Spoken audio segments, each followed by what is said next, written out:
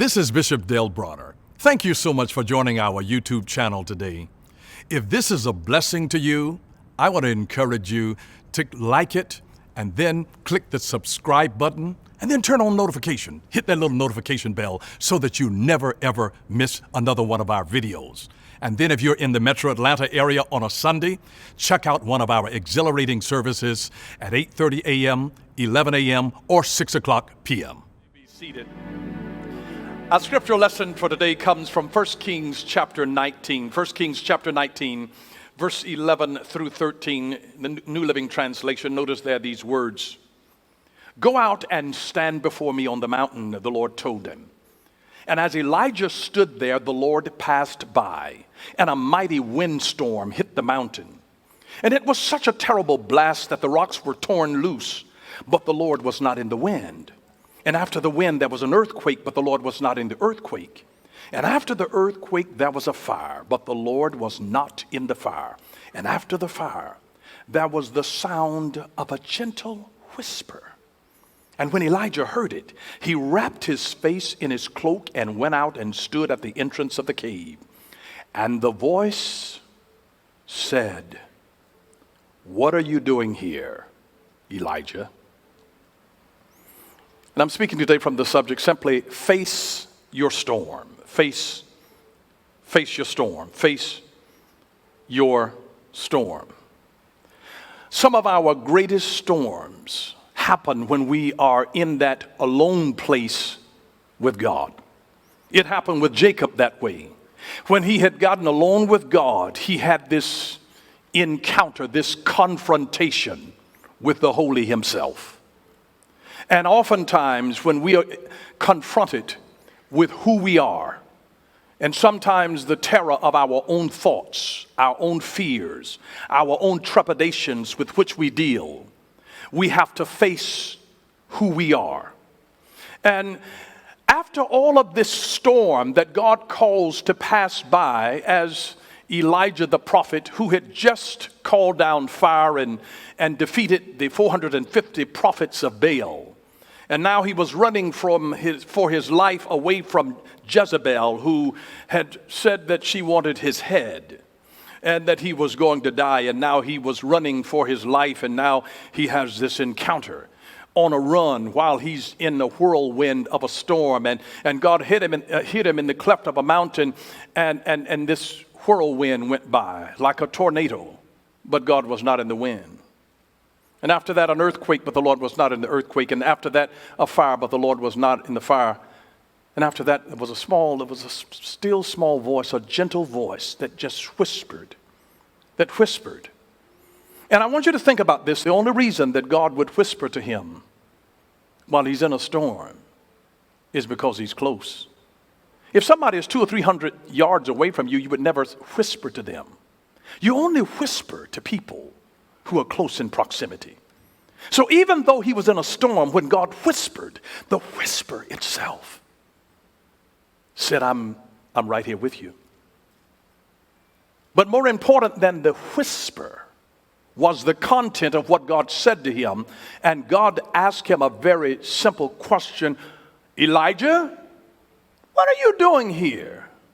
What are you doing here? And I want you to fill in the blank of your name, because some of you are in a stormy place in your life where you're not really where you want to be or where you feel like you need to be, and it's frustrating the tar out of you. What are you doing here? And then put your name there. Because maybe the Holy has you in the midst of a storm with situations. Here's how you know that you're in a storm. It's when you have situations happening in your life and in your relationships and in your finances and in your health that you can't control. That's a storm. And if you're ever in a situation where you've got things happening in your world and you can't control it, you are in a storm. And this is a question that haunts so many people. What are you doing here? And then just fill in your name. What are you doing here? Maybe the Holy Spirit is trying to arrest our attention so that he asks us, what are you supposed to be doing? He was running for his life, and you're not supposed to spend life running from opportunities, running from your destiny. You ought to be running to it. running from purpose, what are you supposed to be doing? I'm absolutely amazed at the number of college students who are in a storm because they can't figure out exactly what they want to major in, and they oftentimes ended up majoring in whatever they have the most hours in. But don't sweat it. Don't sweat it. Only 27% of college students end up working in the area of their major. Now, I was one of those who knew early because I talked to Jesus.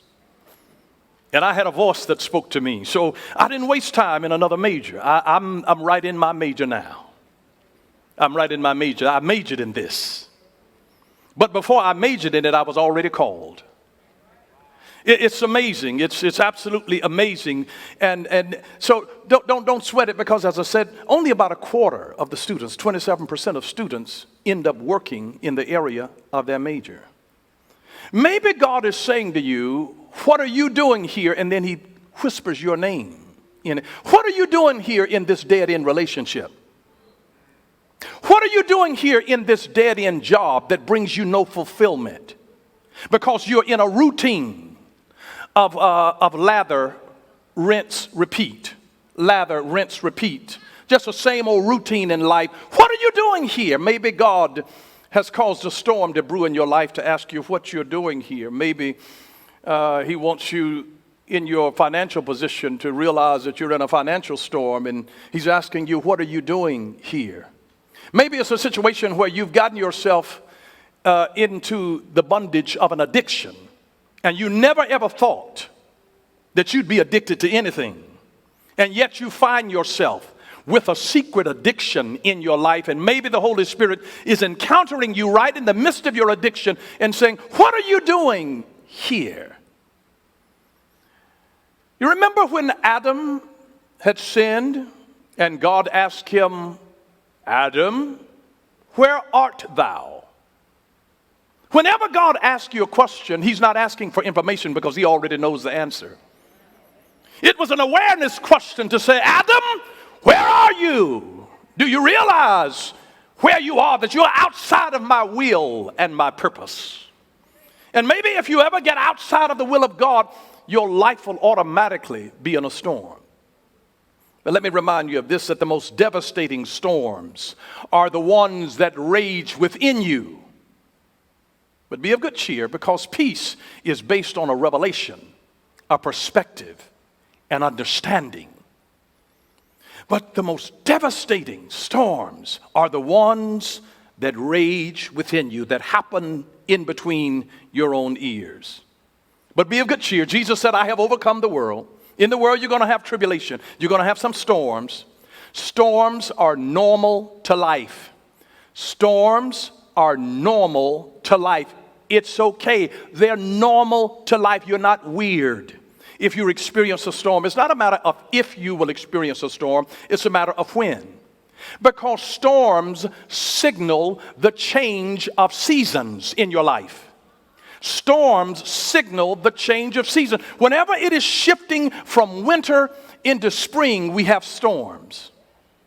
It's April showers bring May flowers. It's a storm that signals the shifting of a season. Storms signal the shifting of a season in your life.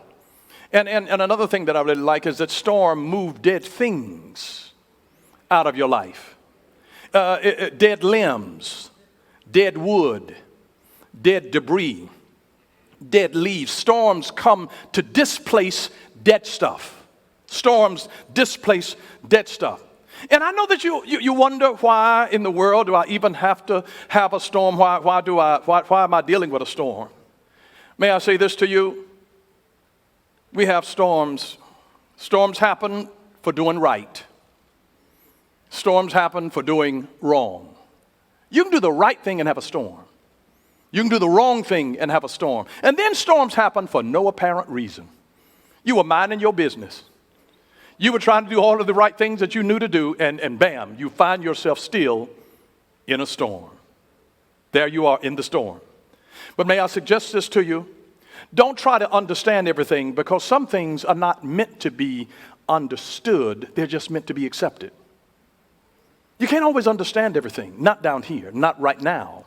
And you just have to accept it and deal with it.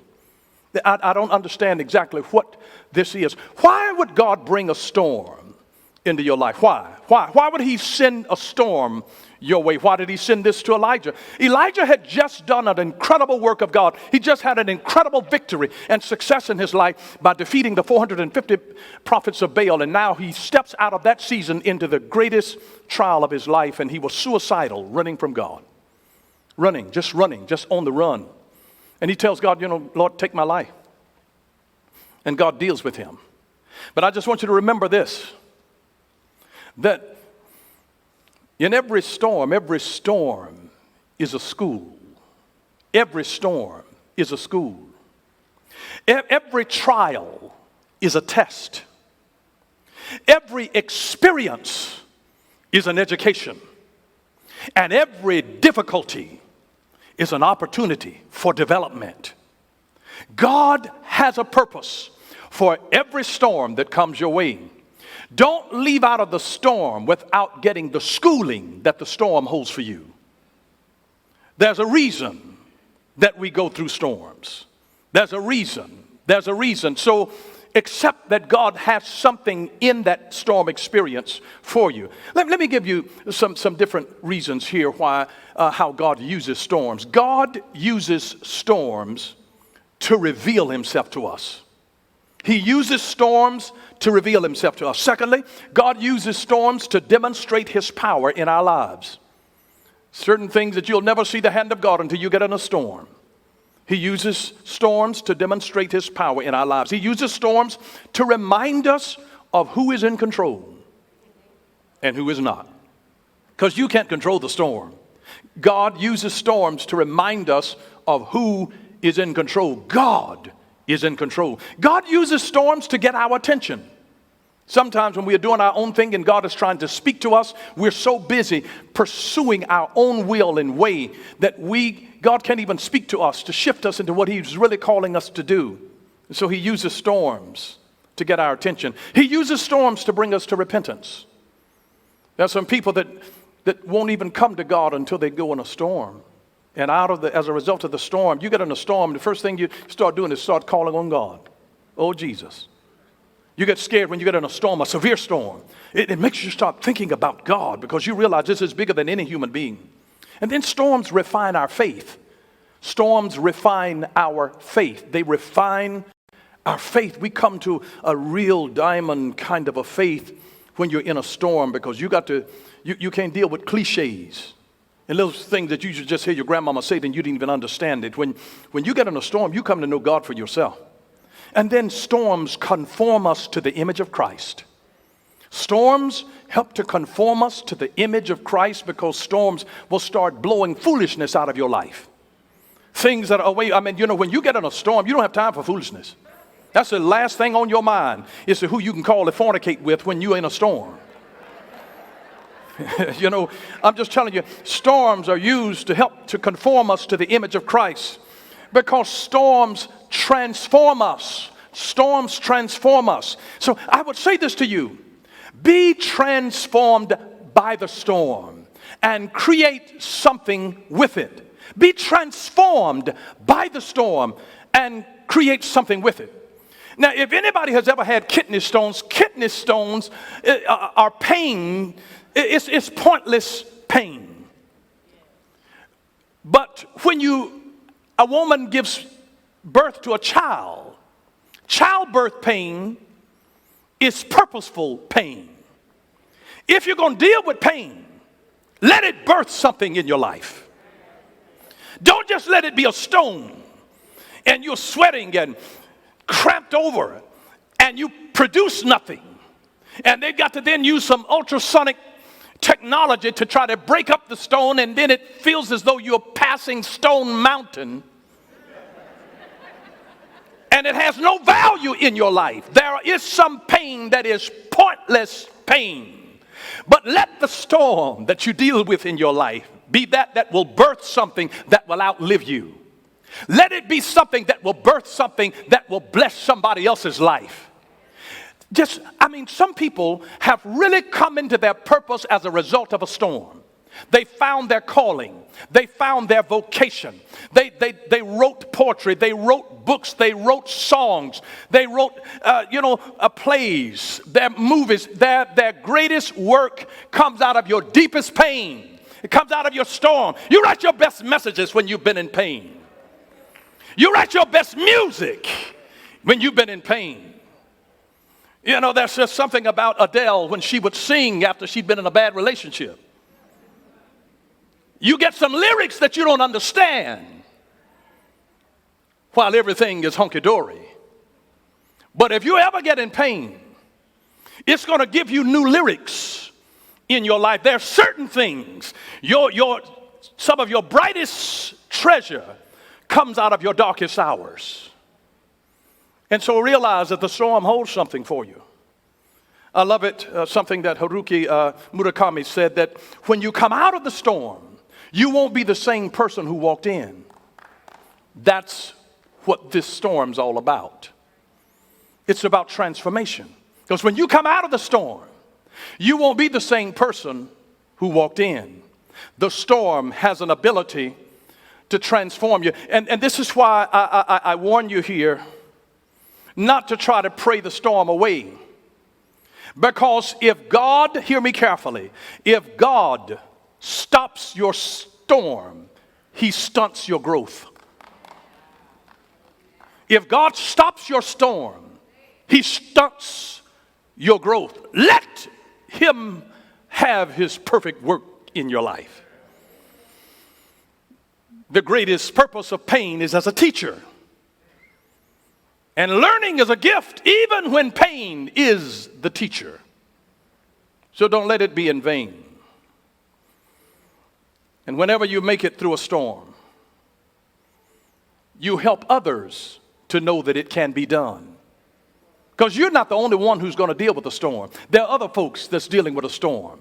And you're going to have to be able to deal with your storm and show people how to make it through the storm. And when you come out, you become proof positive that you can make it through your storm no matter what it was. That's why if you have trouble in your marriage, look at your grandmama. They had storms. They may not have told you about it. Your granddaddy wasn't all he was cracked up to be. Oh, grandma knew some stuff on him. Trust me, she knew some stuff. And she stayed there and she prayed there and she worked through it. Listen, whenever you're lost, call the destination and talk to somebody who's already there and ask them for direction. Call somebody who's already been through a storm, made it on the other side of them. Call them. It's better than any kind of GPS. And sometimes I've been using stuff, navigational stuff, and you go down some roads and they don't know those roads. But call somebody who's at the destination and they say, child, where are you? And if they know where you are, if you know where you are, and they know where you are, they know where they are, now they can direct you to where you need to be. And I want you to understand that God never, ever gives you directions based on where you think you are. He only gives you directions based on where you are. So talk to somebody who's at the destination and ask them for the direction. Hey, I'm on my way to your house. I'm stuck down here. I turned down there. I didn't see a street sign here. Because you know, if you've ever been to a place in the country, and I've done that with that before, and they give you landmarks. You're going to see a big old rock. Over on the left, you're going to see a chimney where a house used to be. Turn right there. You're going to see a dirt road over to your left. After this fence, there's going to be some cows over there, and there's a dirt road. The first dirt road. They didn't have street signs. They had landmarks. And they could tell you. They could tell you what you needed to do. You're going to see this red house. Turn over there. Call somebody who's at the destination. They can help you. You're going to have storms, and let me remind you of this. The righteous don't wither in the storm. We weather the storm. The righteous don't wither in the storm. We weather the storm. We weather the storm. We weather the storms. And I'm going to tell you, just like how the Bible talks about it in Matthew chapter 14, how Jesus appeared, on the water when they were there. And he appeared to his disciples right in the midst of a storm, and he had to tell them, don't be afraid, it's me. Take courage, it's me, I'm with you. Because here's what storms do. Storms give us a dependence on Jesus and a different revelation of Jesus. You get a different revelation of Jesus when you're in a storm. You really do. But I guarantee you this, whenever you have a storm, if you face it, God will help you fix it or walk through it. If you face it, God will help you fix it or walk through it. You have to realize that when the children of Israel came to the Red Sea, God did not build miraculously a bridge over the Red Sea. God parted the Red Sea and commanded them to walk through it. There are storms that you have to walk through and not over. God won't let you always walk over it. He'll have to take you through it.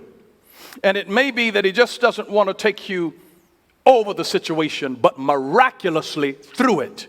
And when you come through something that's been difficult, people will look at you and say, oh my God, how were you able to deal with that for so long? You have to remember that sometimes God delivers you from the fire. Other times God makes you fireproof. And the gospel, when you really think about it, the gospel is not about the strong surviving. The gospel is about the weak overcoming. Are you listening? It's not always about the strong surviving. It's about the weak overcoming. That's what the power of the gospel does. Have you ever wondered why your journey seems so hard sometimes? Have you ever just wondered, Lord, why? Why so much pain? Why do I have to deal with this? Why do I have to deal with that? And in the midst of it, Lord, you just keep blessing me. In the midst of it, storms don't stop your blessings. You still see blessings in the midst of a storm. And let me remind you of this. The only reason that you might have such a difficult past is because your calling is higher. The higher your calling, the more difficult the path.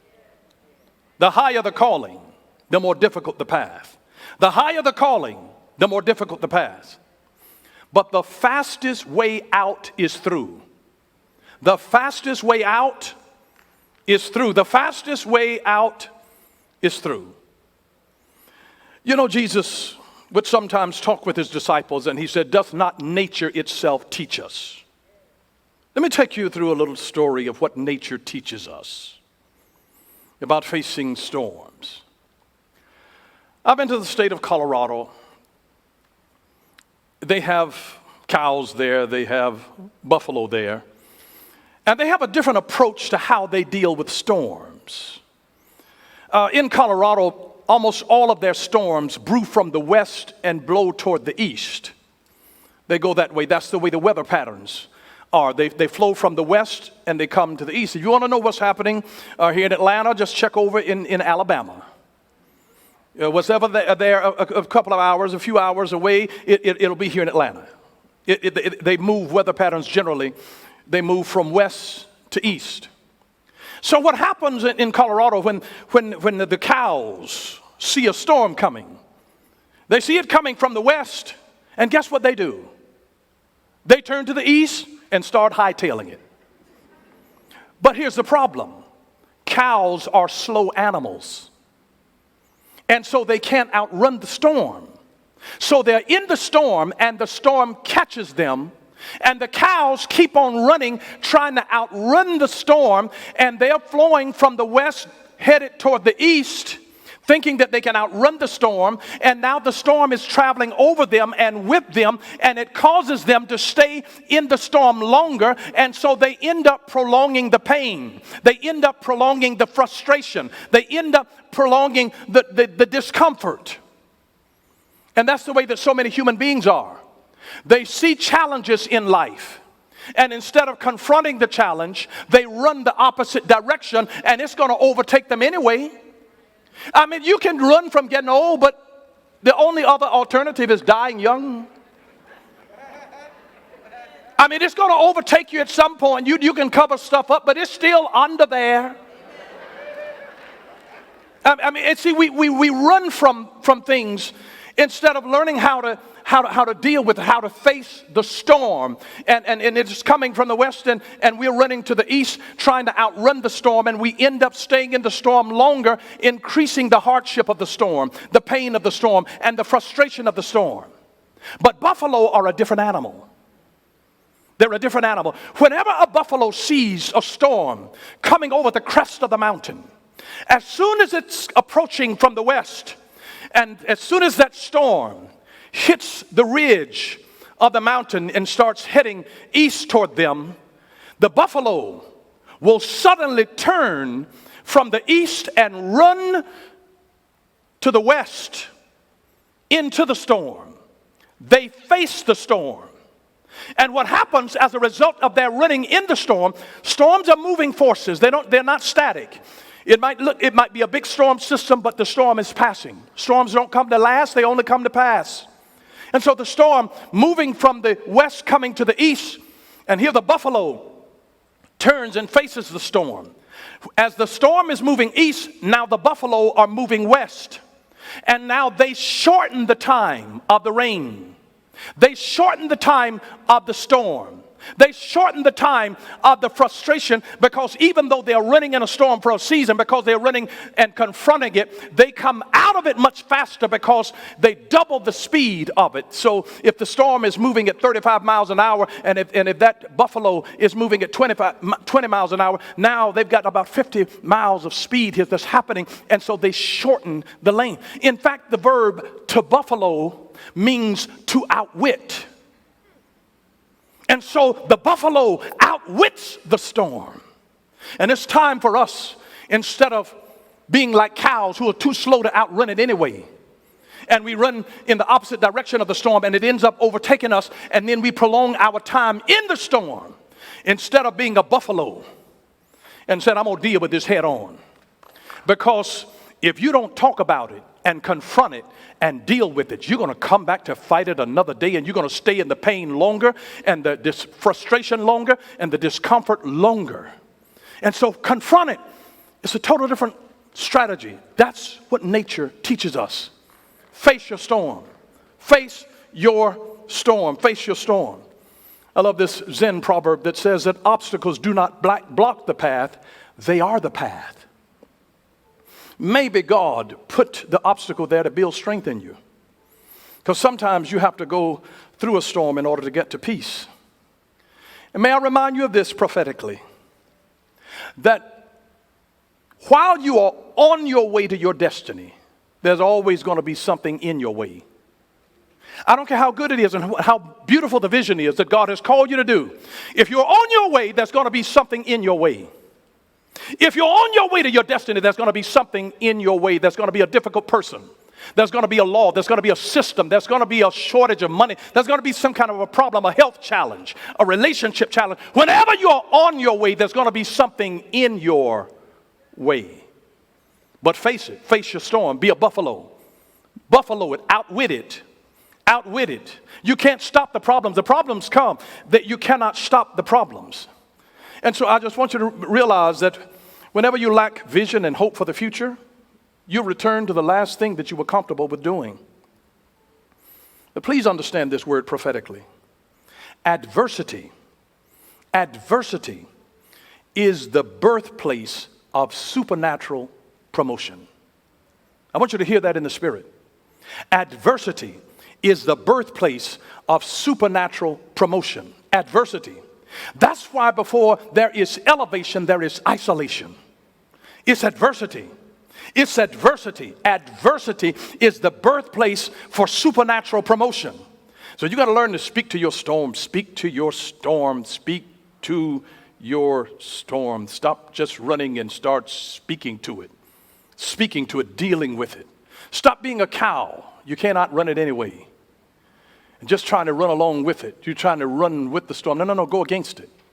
Go against it. It's amazing. You know, I grew up in a time where we respected our parents. They didn't need a shotgun to keep us in line. My mother and daddy had 6 sons. And they didn't threaten us with with all kind of stuff. Now, they were old school now. They would beat you. They didn't talk to you and lecture you. No. They were old school. My dad would be like, "Do you hear me?" If I said boy, and he could just whine boy out in such a way that it just,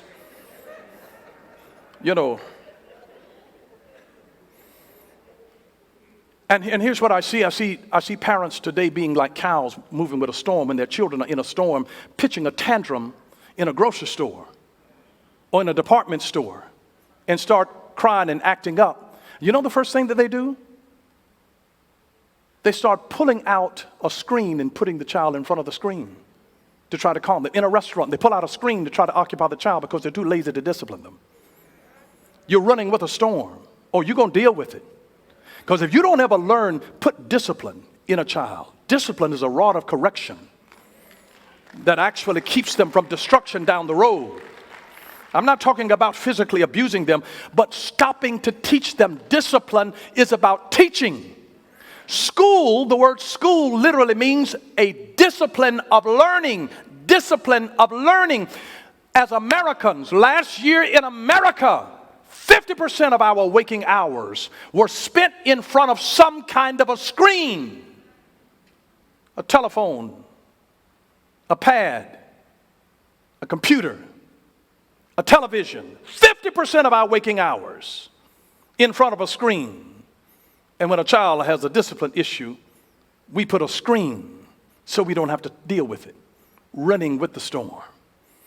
It's time for us to buffalo it, to outwit it, so we can stop the storm.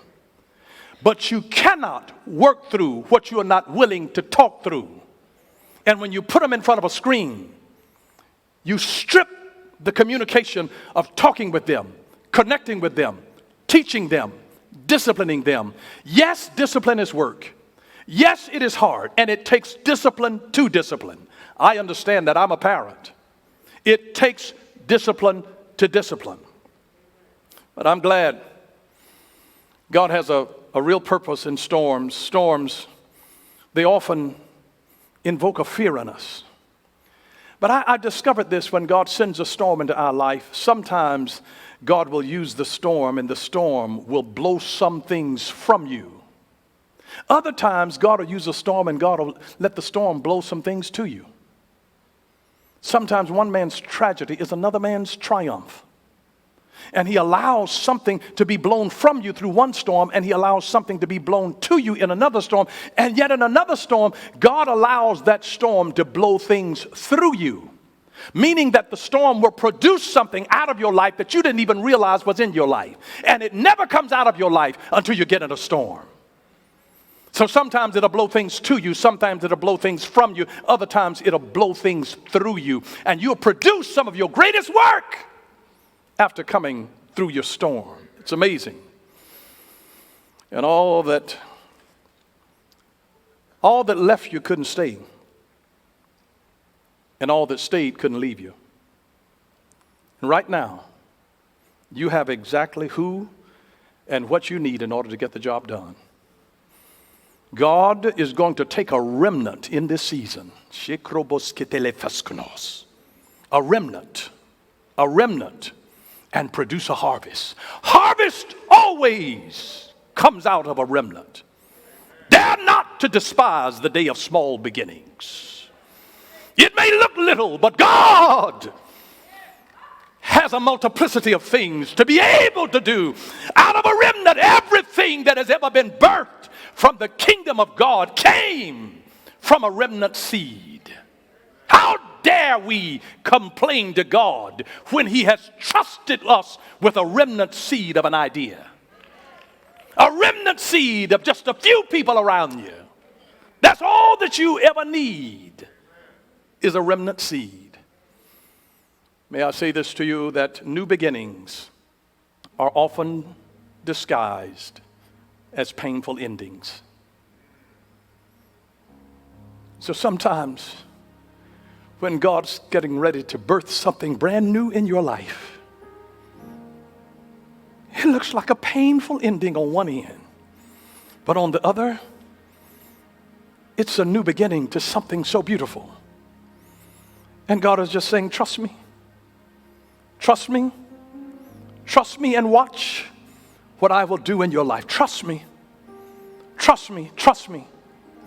Face your storm, whatever it is that you've been dealing with. Some people feel things going on in their body and they're too afraid to go to the doctor because they just don't want to hear the news. Face your storm. Buffalo it. Buffalo it. Nothing ever surprises God. What are you doing here? In the place where you are, what are you doing? You got all the time you need. What are you doing? What are you doing? What are you doing? Are you giving yourself to purpose? Are you giving yourself to your life mission? Are you growing? Are you learning? Are you developing? Are you building towards your future? You don't just think ahead, you build ahead step by step. You build ahead. You build ahead. You build your way forward. You don't just think forward, you build forward. One step at a time. One step at a time. One step at a time. You build your way forward one step at a time. One step at a time. And it is the diligence and the consistency of doing something that seems so humdrum and so mundane that God all of a sudden takes just one thing. Every day of my life, every day of my life, every day of my life. Have you ever, I asked God when I was so much younger, I said, Lord, put a deposit of wisdom in me. And the Lord said, learn something new every day. And I do. Every day. When wisdom comes as a deposit in you, it's because you take a step of it every day. Every day. Whatever it is, work on something every day. Every day. It's a step. You're building towards your future. You can't just think your way there. You have to build there. You have to step there. You have to move there step by step. He's not asking you to come all the way to the top. He's asking you to take the next step. His words is a lamp to our feet, light into our path. Just enough light to show you the next step to take. You don't have to know how it's all going to turn out. Just take the next step. Face your storm. Stop running with the cows. You're too slow to outrun the trouble anyway. It'll catch up with you. And you'll stay in the storm longer, trying to run away from it. Deal with it and say, Lord, here am I. God, you know me. You know all of my proclivities. You know everything with which I'm struggling. And ask him, God, transform me by your blood. Do something brand new in me. Make me whole. Wash me. Cleanse me. Transform me by your spirit and your power. In Jesus' name. Bow your heads. We hope that you enjoyed that message. Don't forget to like and subscribe and then press the notification bell so that you don't miss another one of our videos. And if you want to partner with us, click the Give Now button. Thank you for what you do.